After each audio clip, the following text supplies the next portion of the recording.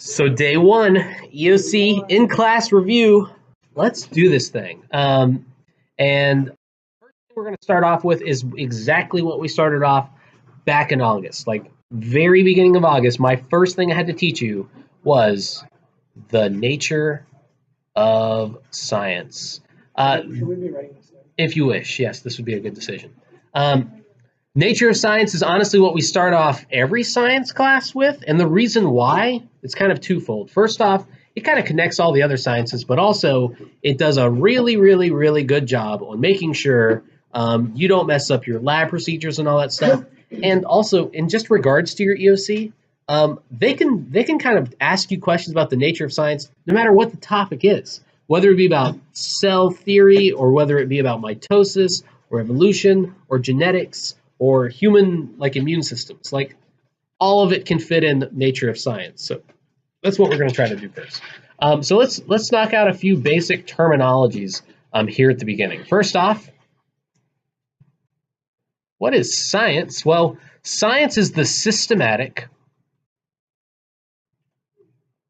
study of the world around us. That's an O, around us. Now, I should also mention, whenever we're doing science, we work with facts, okay? There's not a whole lot of opinion. There's not room for opinion in science. We actually refer to this as empirical evidence, because everything has to be rooted in evidence. You cannot just simply say, oh, I think this butterfly works this way. What's your evidence? If you're not basing this in actual real facts that you've observed in the world that are objective and not subjective, you're not doing science, kid. You gotta think of something else. So this kind of brings up the idea that, believe it or not, I know it's hard to believe, but believe it or not, there's not just science in this world. Not everything worth its weight in whatever is a science. So there are plenty of things out there that are simply called non-science, which doesn't mean they're bad, which means they're also good, but it means they're just simply not science. There's all kinds of examples of these things. Things like art, very subjective. You know what I mean? Like there's no objective fact in art. You can like see some abstract painting and go, that reminds me of my emotion after I eat popcorn.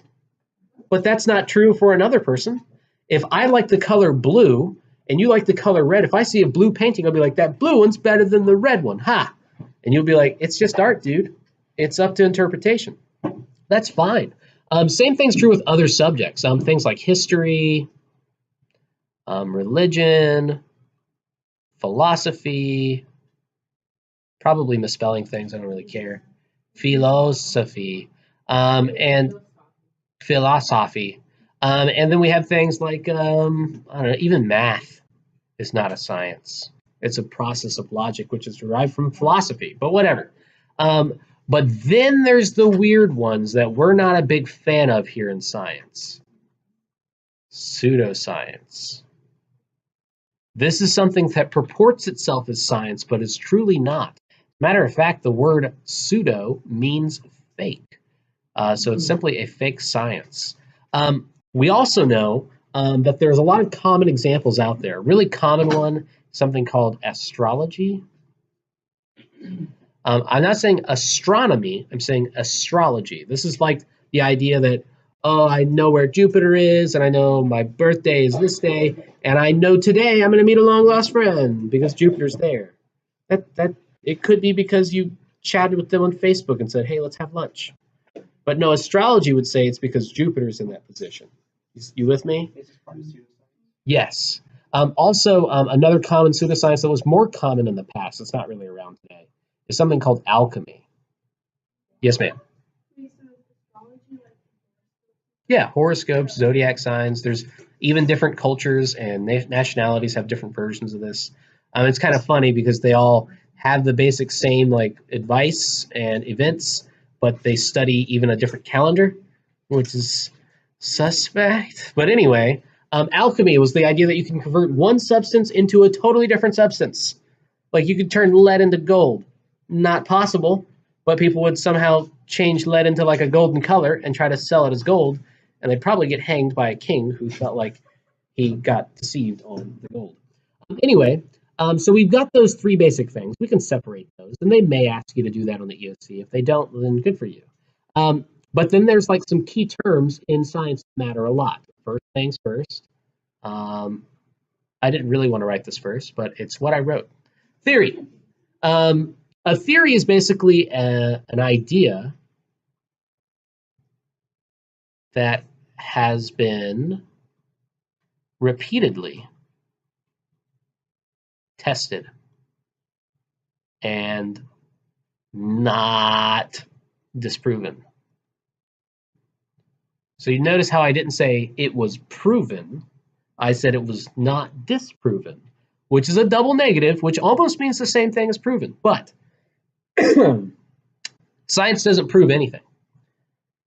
That's a tough one to swallow. Science doesn't prove anything. It's a process designed to tear down ideas, not create them. So when we talk about a theory, a scientific theory, we're saying there's not an idea that's better than this one. We haven't debunked this one. We haven't broken this one down. So when we say there's a scientific theory, we're talking about literally the pinnacle of human thought. It took hundreds, if not thousands of brains over hundreds of thousands of man hours, probably tons of money, tons of effort.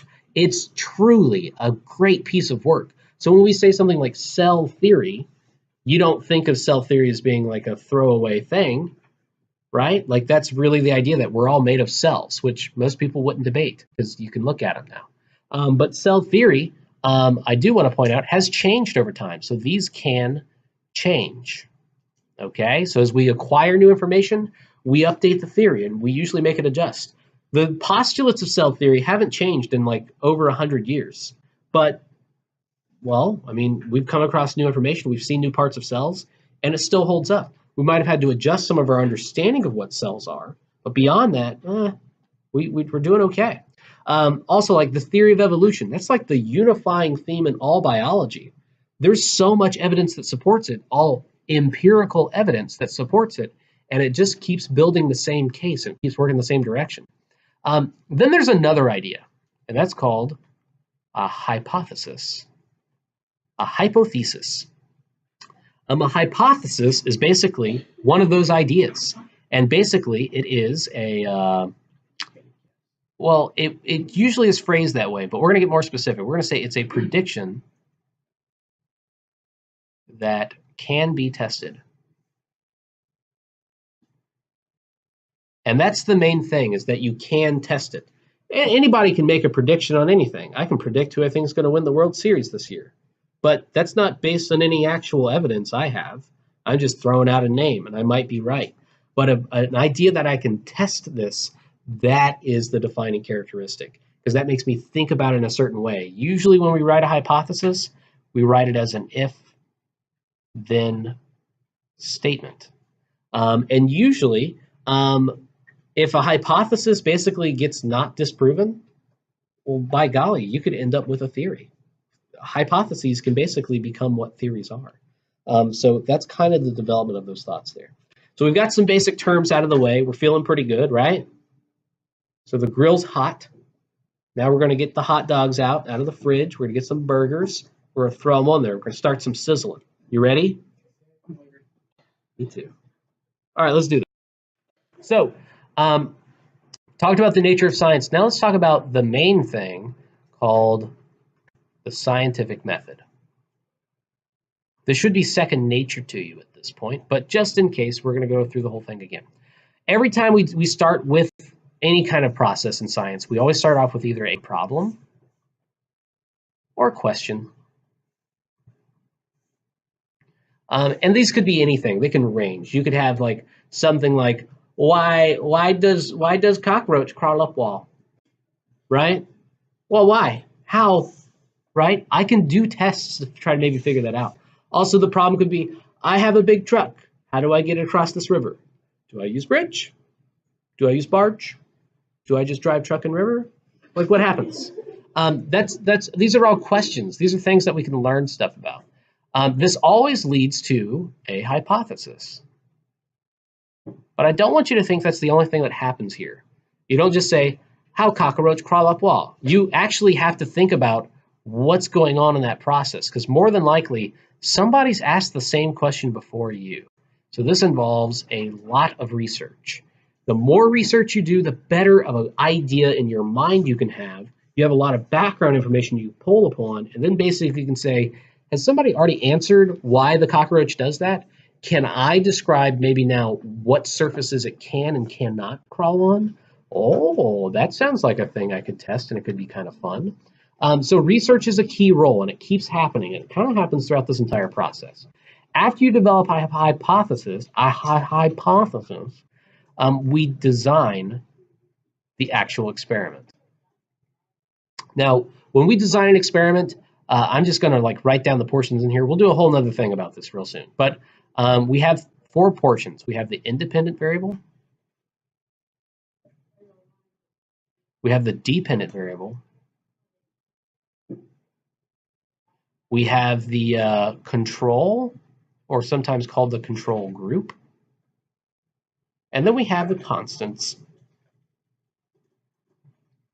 As constant as my love for biology, as endearing as my commitment to your knowledge.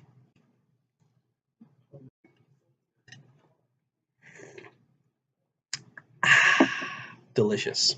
So after we design an experiment, we go off and we actually do that experiment. I know that seems silly. Why on earth would we design an experiment and not do that one? Because people don't do it sometimes. That's why. Honestly, sometimes people get there the day they're going to start the experiment and they're like, oh, we didn't even think about this one thing. So let's like not do this little portion. No, if you design something, you better do that thing. If you have to go back to the drawing board, then don't start the experiment. Go back to the drawing board, make your tweaks, and then do your experiment at another time. Yes, sir. We will describe it on the next slide. Good question. But anyway, so after you do your experiment, you are going to analyze data. Now, when it comes, bless you, when it comes to analyzing your data, we have 2 forms of data called qualitative and we have quantitative. I'm sure everybody would love to hear the recording of that.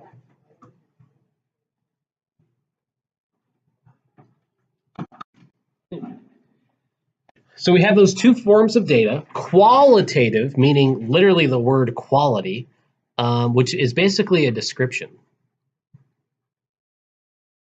Then we have quantitative, which literally is just a number. It's a value. So when we talk about quantitative, we're saying like, oh, how much has the plant grown? It's a measurement.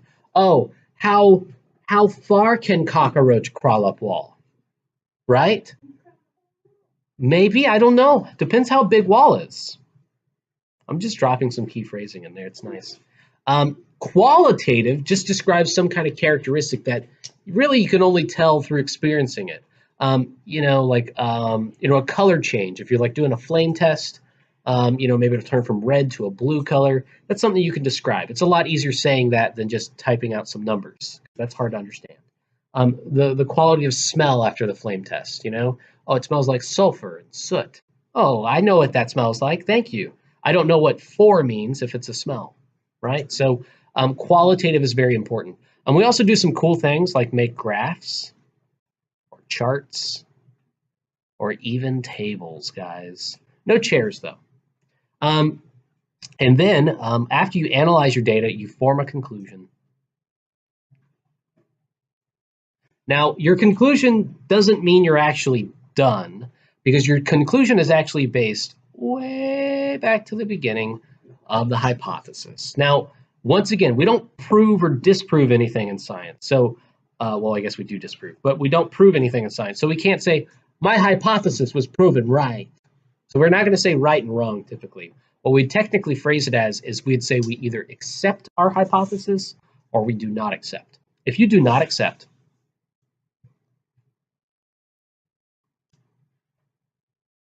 then you have to go back to your hypothesis and rethink it. Maybe the hypothesis is okay. You've gone to the drawing board, you're like, no, that hypothesis is fine. But maybe if we just designed a really bad experiment about it, that's why it didn't work out. Maybe people just have human error. Sometimes you make a mistake, you measure something wrong. And whoop, there it goes. Cockroach fell off wall because I sprayed butter on wall. You know, I don't know. Sway, I make butter spray. So then we have a conclusion, and then we could accept it. So if you accept a hypothesis, what we do is we now submit that information to other people, and we call this process peer review. Peer review means, hello, fellow scientists, I maybe have an explanation of why roach crawls up wall. And they go, oh yes, I study roach as well. I like your methods. Your methods work out. Oh, I retried your experiment myself, and roach climbed up wall. Good job. You know what I mean? That is the basic idea, that we can say it can be shared, it can be tested by others. And if other people do your idea and they're like, wait a second, this part right here doesn't actually work out, it doesn't make sense, or I can't repeat this, then they send it back to you and they say, you need to figure something else out. Or if it does work out, they give it back to you and you go, hooray, roach climb up wall experiment success. And then you might even develop a theory on exactly why roaches can climb up the walls. So that's kind of the basics of the scientific method. How we doing? Doing great. Not great, but great. All right, so I told you I was going to talk about those experimental components again, and we'll call that experimental design. Okay. In experimental design, we said there's 4 facets, factors really. So we have the independent variable, which, by the way, has a nickname, and sometimes it's called the manipulated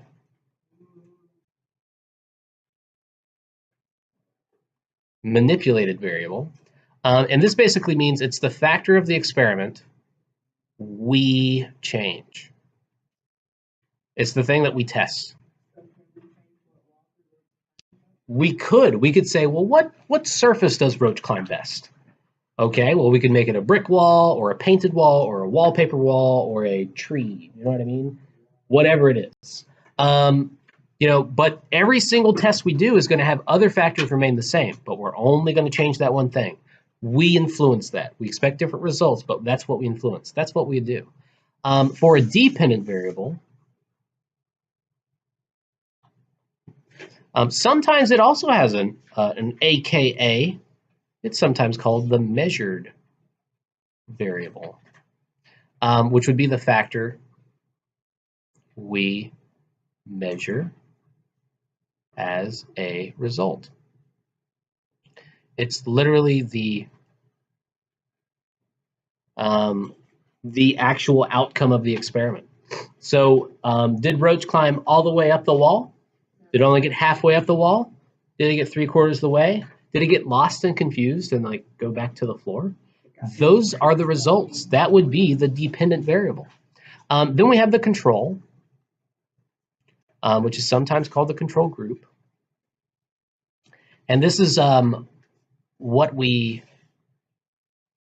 compare the results to see if the independent variable really caused any difference. I should also mention, in the control group, there is no independent variable. It's not there. We don't use it, okay? Doesn't exist. So this is, yes? You're interrupting my class to turn something in? See you later. So what we compare our results to, that means there's no independent variable. So this basically means we've removed our influence on the situation and just see what would happen if we didn't modify it whatsoever. And the last thing is going to be a constant. And a constant is going to be all the other factors that remain the same.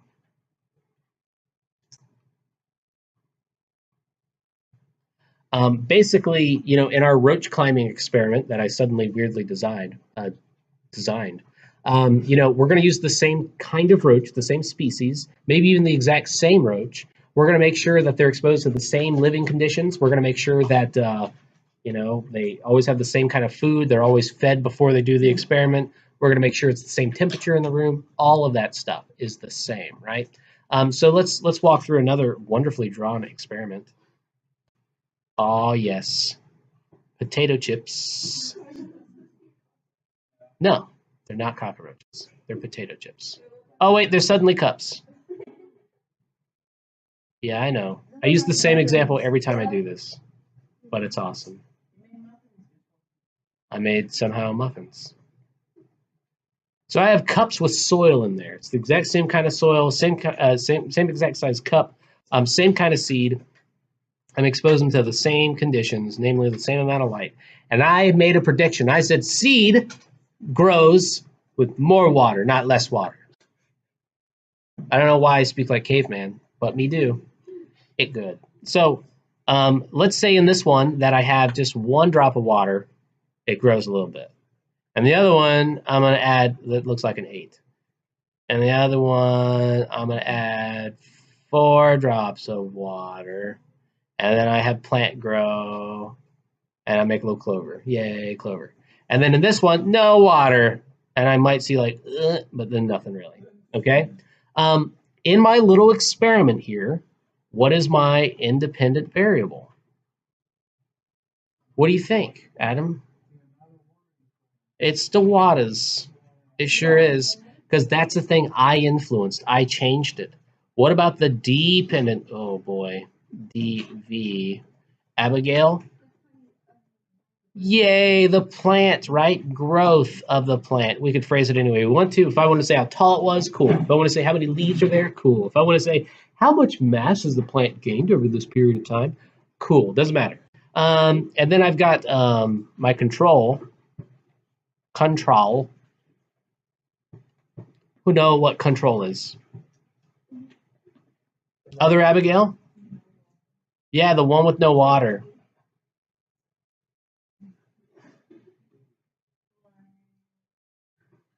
Part of me really just wants to write in caveman as well, which looks like this, by the way.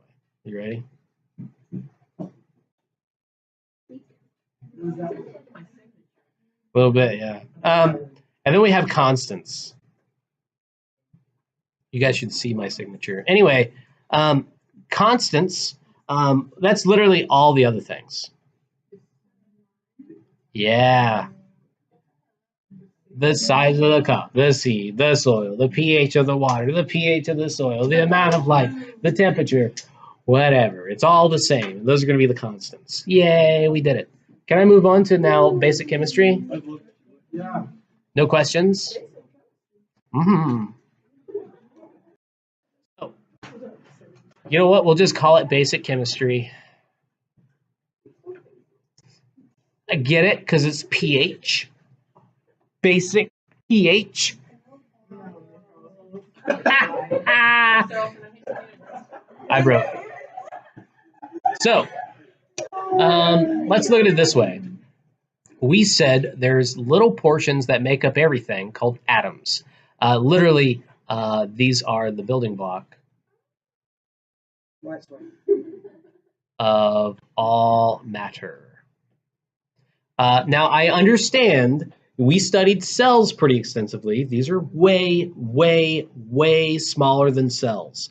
Cells are made up of millions, if not billions, of individual atoms in that frame. Okay, so atoms can combine and they form like special unique relationships. Sometimes they're specialized atoms that are basically like what we call elements, and they all have special characteristics. I'm not going to make you memorize the periodic table because that'd be crazy. But what I will, yes? Yeah, I should say building block of all matter. That makes sense. Good catch. So let's go ahead and like a little doodle here. I got a red, yep, I got that, I got that, and then here we go. Okay. Looks just like him. So when we look here, in the middle portion, that little red section, that's going to be what I call a proton. I've got the white portion here. Thanks. That's a neutron. And then these little guys on the outside, these are called electrons. Now, you should know electrons have a negative charge. protons have a positive charge, and then neutrons have no charge at all. So these are what we call the subatomic particles that make up atoms. There's actually even parts that make up the subatomic particles, but we're not worried about that. Take physics and study quantum mechanics. But anyway, yeah, so overall, how many protons you have describes what the properties of the atom is. Also, how many protons roughly equals the number of electrons, and the number of protons roughly equals the number of neutrons. So everything should be pretty well balanced. There should be no real major changes there. But there can be some very dramatic changes. For example, a good example actually is something called oxygen. So let's say oxygen, by the way, is number 8 on the periodic table. So we got 1, 2, 3, 4, 5, 6, 7, 8. I've got 8 protons in the middle. I'm not going to draw the neutrons because I don't care. And then, ooh, we're going to do 2 rings here. Yes. So we've got 8 protons, which means there's 8 electrons. Now, we talked about this when we said there's the Bohr model of an atom. And we said basically the first ring holds 2 electrons. The outer ring can hold up to 8, but we only have 8 to give. So we've got 1 there, 1 there. So we've already used 2. We have 6 left over. So 1, 2, 3, 4, 5, 6. And we have 2 empty spaces that we want filled. But what are we going to do to fill those? Sway? It can go up to like 5 rings. There's a lot of extra space. But the first ring is only holding 2. And the second ring only holds 8. The third ring also only holds 8. And beyond that, it gets different. But we're not too worried.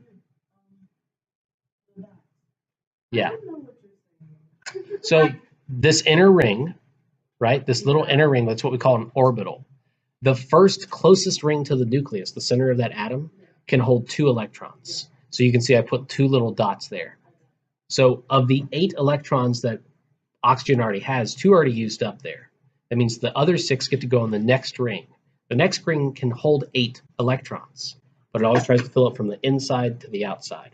So there's 6 left over, and they get stuck on the outside. That means there's 2 empty spots that it once filled. Does that help you? So, like, not everything has to have 8. No, if the oxygen by itself, if it's just chilling out, yeah, it could exist.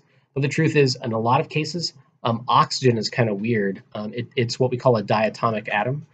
So it always forms like a gas, so O2, and that basically means it shares electrons with itself by forming a special kind of bond with another molecule just like itself, or another atom just like itself. So it can have that relationship. A lot of the times, though, they don't like to be unstable. Yes, ma'am? Yeah. If there's only 2 protons, well, if there are protons, then we'd fundamentally change what element it is. So it'd suddenly become helium instead of oxygen. And then we'd probably lose a lot of electrons suddenly, which probably would result in like a nuclear explosion. So yeah, if you pull apart protons, it makes things go boom. You ever heard of the hydrogen bomb? Yeah. So fission bombs, really. But anyway, it doesn't matter. So oxygen, it's lonely. It wants to party. It wants 2 spaces filled on its outermost ring. So everybody's friend, every element's friend is hydrogen, because hydrogen is all about the party. It is ready to party at all times because it only has 1 proton, no neutrons, and 1 electron. And it's like, sup, oxygen? I'd love to share my electron with you as long as I get to share yours sometime. And oxygen's like, yeah, I'm bigger. You won't steal it that often. No problem. Same thing happens over here, and it basically happens twice. So we got another hydrogen. In turn, we end up forming a molecule that looks like this. Uh-oh, we just made ourselves a nice molecule of 2 hydrogens and 1 oxygen, which is water. Yeah.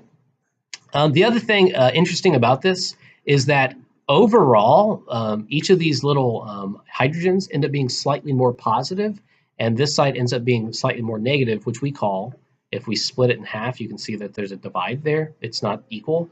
We call this polar or polarity. So they have 2 different charges on different sides of the molecule.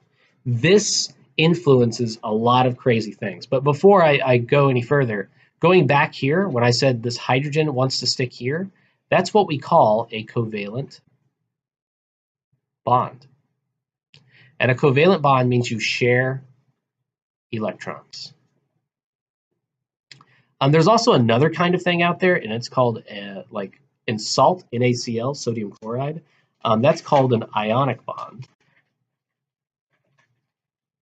And this is basically when you, we could say you transfer electrons, but basically you gain or you lose electrons. And then the last one is going to be called a hydrogen bond. Hydrogen bond. Now, hydrogen bonds are really wackily important.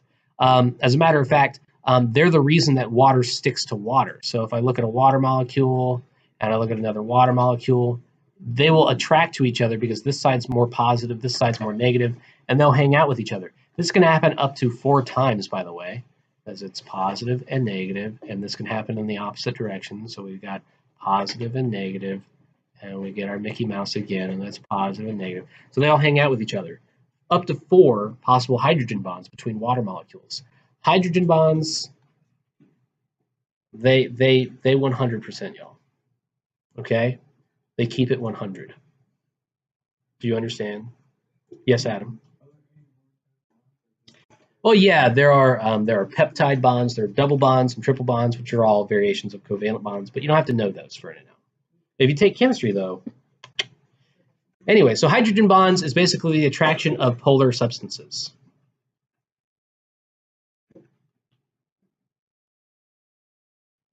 Really, it's actually the attraction of a slightly positive hydrogen with a slightly negative other molecule, but who cares right now? So I've done some basic chemistry. Can I talk about water? Well, I kind of talked about water. Let me talk about what makes water so crazy cool or weird, however you want to define it. We will call this the properties of H2O, also known as hydrogen bonds. Because truly, hydrogen bonds define how water acts. You probably remember these terms. You probably remember cohesion. Probably remember adhesion. Cohesion is when water sticks to water. This actually leads to an interesting phenomenon called surface tension. And surface tension is literally the reason why belly flops hurt. So when you dive into a pool and you're going all belly, you're going to hit that surface so hard because water loves itself so much. It wants to stick to itself so much. It doesn't want to move out of the way, so it hits you pretty hard. Also, yes, if you remember, we did the experiment with the penny, and you add the drops to it, and you add more and more and more pennies, and it doesn't spill. You get 20, 30, 40, 50 drops on a penny. That's all surface tension. It holds it all together because it likes itself so much. Then there's adhesion, and adhesion's fun because adhesion means water will stick to things other than water. It'll stick to just about anything. Not all of it, but a good number of it. It's the reason why when you have a glass of water and you pour, water in, if you have a glass and you put water into it, the water will like climb up the edges just a little bit. It makes that little bow, which we call a meniscus. So whenever we were like using test tubes and you had to measure things, or a graduated cylinder to measure things, you'd have to measure from the bottom of that little dip. That was a big deal. Also, it leads to something called capillary action, which sounds like some kind of tooth cleaning method, but truthfully, it's just the way that plants take in water. It's not that the plants actually have like a little vacuum cleaner. What's actually happening is the water's just so attracted to the plant, it sticks to it and kind of crawls up it. This is actually both cohesion and adhesion at the same time, but it's still a major, major, major biological process that happens because of a chemical bond of hydrogen bonds. Then we have a cool thing.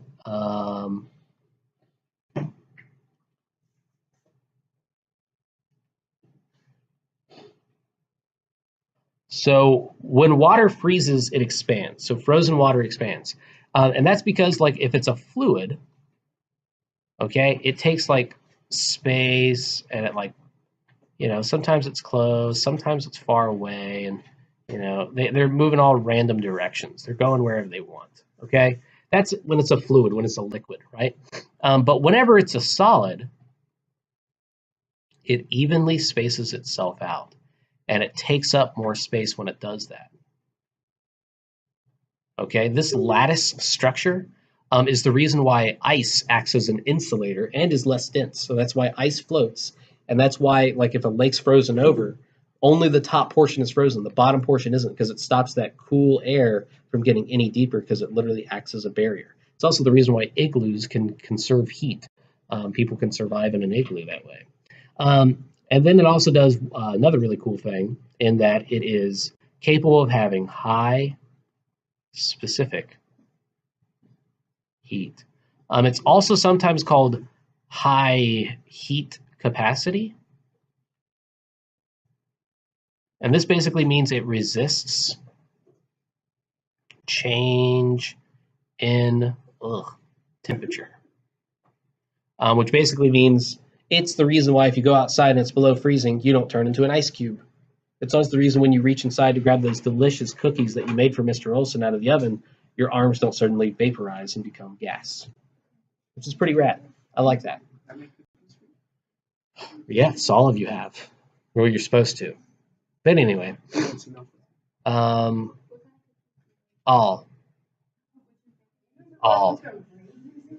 Yeah, I like raisin cookies. With oatmeal, it's pretty good. No. Okay, moving on. So there are 7 minutes to do this. So knowing those basic things, there are the 4 major macromolecules. Okay, the 4 major macromolecules. You will know these names.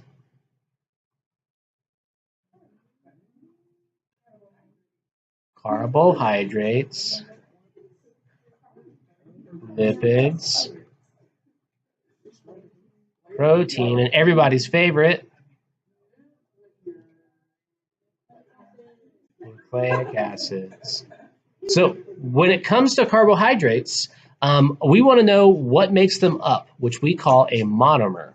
Remember, mono means one, poly means many. All of these macromolecules are polymers, right? So there's a lot of small monomers that link together to form the polymer. And that monomer, in this case, is what we call a very tough to spell thing, which I will misspell, I'm certain of it. Monosaccharides. Mono means one, saccharide actually means sugar, so it's a single sugar. Usually it's like a single ring sugar. We also have like our function. What's our purpose for these things? It's usually short-term energy. And that short-term energy is usually like, oh, if I'm going to eat a bunch of little like sugar grains, I'm going to get a little sugar boost. That's what's going to happen. But also, like, we can use carbohydrates for sometimes structural purposes, like plants use them if they use complex sugars. And, if you've ever heard of cellulose, it's the thing that makes broccoli so crispy. What did I do? Cellulose? Anyway, and then we also have like other versions of this. You might know them as sugar, or you might know them as a starch. Okay, lipids, they're monomers. They don't really actually have a monomer, but if they had one, it'd be called a fatty acid, which is just like a hydrogen chain, carbohydrate chain, hydrocarbon chain, sorry. We also have the function, and they really kind of have 2 functions. They hold long-term storage for energy, and they basically are used for structure. They make up your cell membranes, all of them. The cell membrane on the cell, your nuclear membrane, your Golgi apparatus, your rough endoplasmic reticulum, all of it. It's all made of the same kind of membrane. Also, fats that we store in our body, not only do they like store energy, but like they provide insulation, they provide a little bit of padding, a little bit of protection for you. So it makes like, damage that you received a little bit more evenly distributed, so it's not so bad.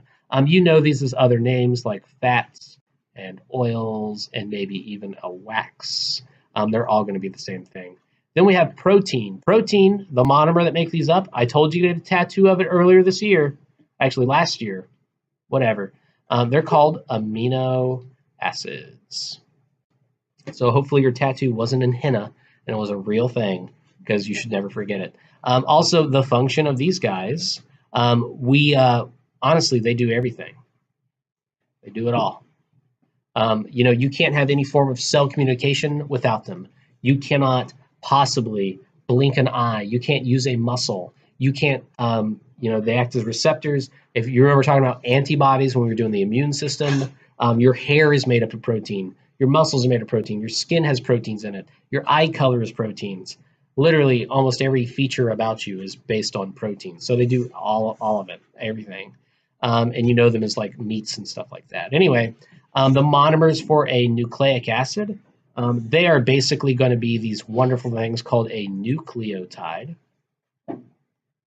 And a nucleotide is more or less either a G, a C, an A, a T, or a U. Ha-ha, it's GCAT or GCow. And then we also said there were a function to these things, and they basically are your genetic information. Which now reminds us, you know them as things like DNA and the various versions of RNA. That's what it is. And that's literally its only purpose. It doesn't do anything else other than get taught to high school kids. That's pretty much it. There are actually versions of proteins that we call enzymes. And enzymes work basically by speeding up chemical reactions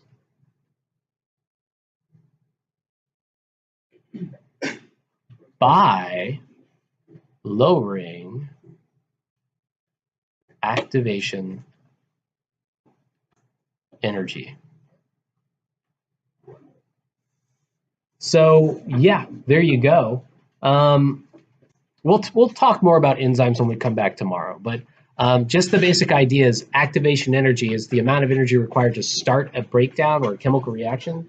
And if we can make less of that energy needed, we can have this process occur more often as well as for cheaper. So that means it happens faster. And there's other factors that influence it, but try to remember proteins are, sometimes in the form of an enzyme. Sometimes we call these biological catalysts. And like I said, tomorrow what I'll do is I'll draw kind of a graph for you and show you what it looks like with an enzyme or without.